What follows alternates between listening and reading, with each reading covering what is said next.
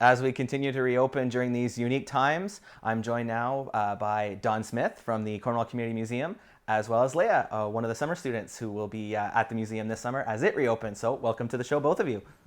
Thank you for having us, Gabe. It's always great to be here in studio. All right, so Don, maybe you could talk a little bit about the background of reopening the museum. A lot of stuff was up in the air, and a lot of people found it was very last minute when they found out, oh, okay, now it's time to reopen. But you've had a little bit of time to prepare, so just talk to me first about that process. Oh, indeed, throughout the whole COVID situation, there's always work to do at a museum, so there was never a time that we weren't working. But part of it was engaging people online. It heightened our social media presence considerably. And people couldn't come to the museum to conduct their own research, so I made myself more available to people in that regard. They would call or email, and I would find whatever they needed and email it to them typically. But there have been a number of webinars related to heritage and museums, and I've participated in several of them. So the whole industry has been gearing up for this. They've been gearing up for whatever the new reality will be. And it's generally anticipated that a heightened online presence will be a permanent reality. Absolutely. Maybe we could talk a little bit about that as well, elaborate a little bit more before we get into the museum itself reopening, because even before this, you've done a real bang-up job of updating the website and really bringing history to people via Facebook and the museum website. Well, thank you very, very kindly. That's good of you to say. Part of it is, for some time now, I've been one of the moderators in the Vintage Cornwall Archives group. There's over 5,000 members of that, as well as Photographic History of Cornwall. These are two different local history groups that have an overlapping but very good following. People share photos and memories. It's a wonderful time. And often if people aren't sure, they'll tag me, assuming that I know everything, right? Or that I can at least figure it out. And quite often we can, but not always. So that's a great way to build our following. But some of the dialogue I've had with staff here at Cogeco, we've been looking at various programs that we could collaborate on to make available for on Cogeco, and then possibly shorter versions of them in some cases that will also be online for those that don't subscribe to Cogeco. All right, so as we have alluded to, the museum will be reopening in some capacity for the summer. So let's talk about how that process will work for people that do want to check out the great artifacts on display there. Absolutely. So on Saturday, we will be officially open. What's going to happen for the months of July and August, on Saturday and Sunday, we will be open to the public between the hours of 10 and 4. We encourage pre-booking. People can be outside the museum slightly before the hour, and if there are openings, if we haven't filled the spots with people that are pre-booked, then certainly we will invite those that are there. So there will be visual cues. The 2-meter rule will be respected on the walkway, and people will be asked to queue up there. We'll bring them in. We'll ask that people wear a mask or at least some kind of face covering. We realize that some people have difficulty breathing or are a bit claustrophobic, so as long as there's some suitable kind of face covering, that'd be sufficient.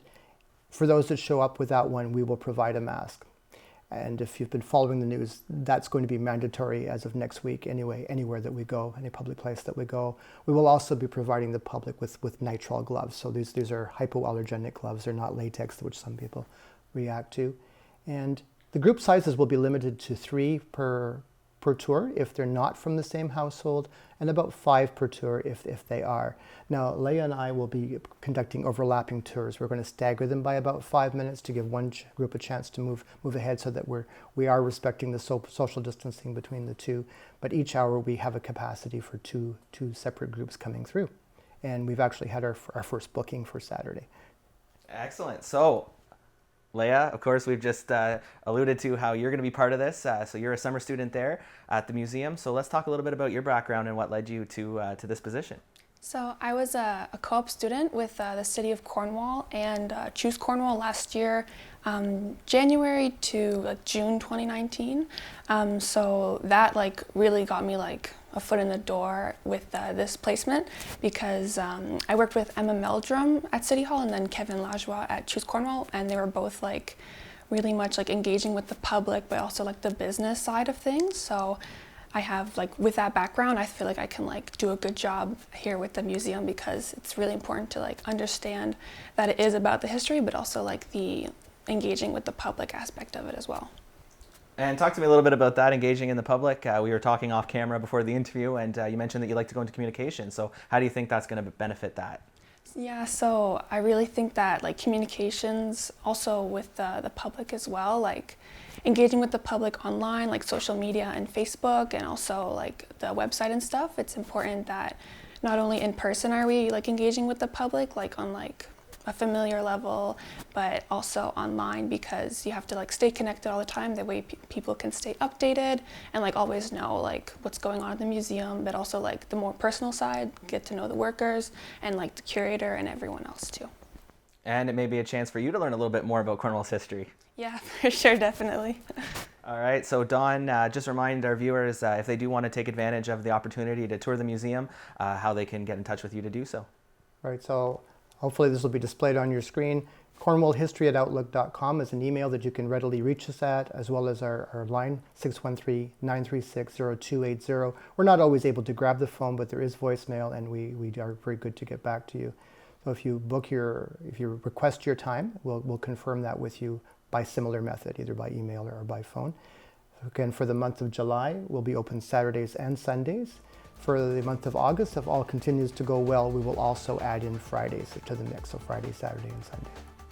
Excellent. Well, I want to thank you both for joining me, and best of luck as you reopen on Saturday.